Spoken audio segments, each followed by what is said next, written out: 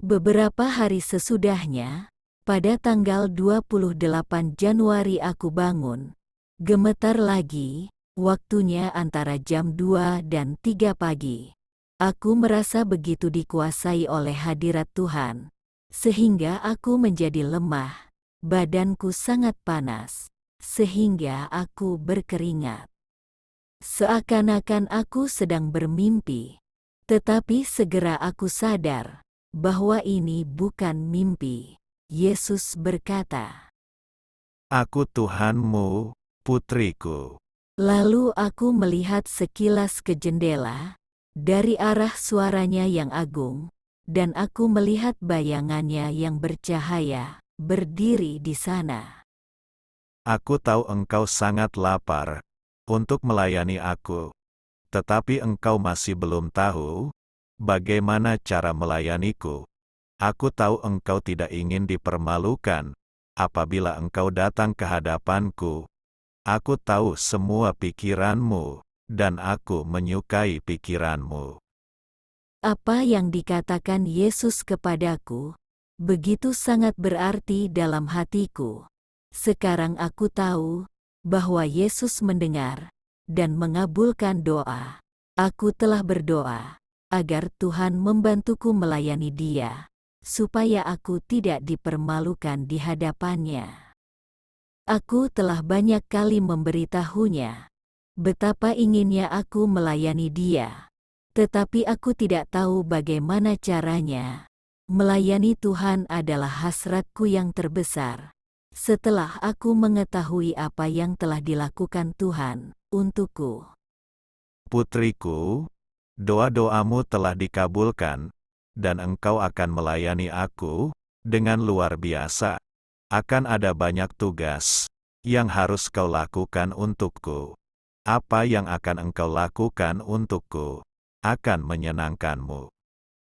Engkau adalah putriku yang setia, dan sebab itulah aku memberikan tugas penting ini untuk engkau kerjakan.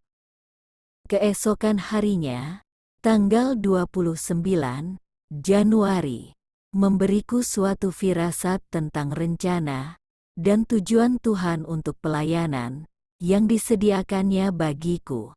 Ia datang pagi-pagi kepadaku sebelum fajar menyingsing dan berkata, Putriku, aku ingin engkau memandang kepada sesuatu. di dalam roh, ia membawaku ke suatu gereja yang tak dikenal. Sebuah gereja yang besar sekali, penuh dengan orang hitam. Tidak ada wanita yang hadir dalam perhimpunan yang khusus ini. Yesus menerangkan, Engkau akan mengunjungi banyak gereja selama engkau mengerjakan tugasku. belum pernah aku mengalami yang seperti ini. Seakan-akan aku dapat terbang bersama Tuhan, bersama waktu dan tempat yang lain. Suatu perasaan yang luar biasa. Ia menambahkan, Putriku, aku akan mempunyai banyak hal-hal yang tak terduga untukmu. Jadi, tunggulah untuk menerima semuanya. Engkau tidak akan pernah khawatir tentang apapun. Selagi engkau ada di bumi, aku ingin engkau gembira setiap hari dalam hidupmu. kemudian ia menghilang. Setelah kunjungan ini, aku tahu setiap kunjungan sesudahnya, ia akan memberiku petunjuk-petunjuk baru tentang masa depanku ketika Tuhan memberitahuku bahwa aku tidak perlu khawatir lagi. Aku gembira, sebab aku cenderung khawatir dan merasa tidak tentram. Sejak waktu aku kecil, ia menyembuhkan aku, sementara ia mempersiapkan aku untuk pelayanan. Pada tanggal 1 Februari, Tuhan mengunjungi aku segera setelah aku tidur sekitar jam 11 malam. Pada malam ini, goncangannya lebih kuat dari sebelumnya. Lagi pula diikuti oleh berbagai manifestasi perwujudan hadirat Tuhan. Tuhan langsung berkata kepadaku, Putriku yang kukasihi, Aku harus memperlihatkan hadiratku padamu, dan berbicara denganmu sebelum pekerjaan ini dimulai. Gemilang hadirat Tuhan selalu bersinar menakjubkan. Tetapi kali ini ia berpakaian putih dan bercahaya seperti matahari. Bentuknya sangat indah untuk dipandang, dan memberi dorongan yang kuat sekali. Kali ini, aku membalas dengan bahasa roh, dan memuji dalam roh. Ketika aku menyanyi, tanganku terangkat ke depan, dan mulai bergerak menuruti irama nyanyian. Seakan-akan aku menari, tetapi aku tetap tinggal di tempat tidur. Aku tak dapat menahan gerakan tanganku, dan melihat mereka bergoyang ke belakang dan ke depan. Sepertinya mereka digerakkan oleh angin yang tenang.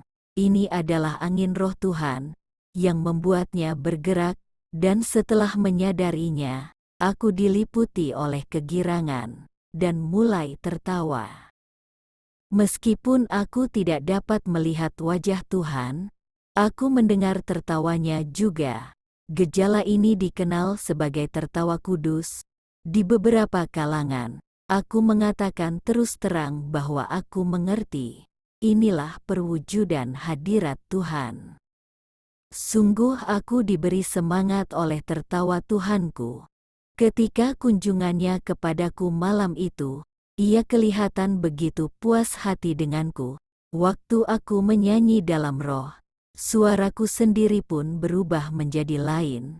Sekitar tengah malam, Tuhan berkata, Aku mengasihimu putriku, dan aku akan terus mengunjungimu.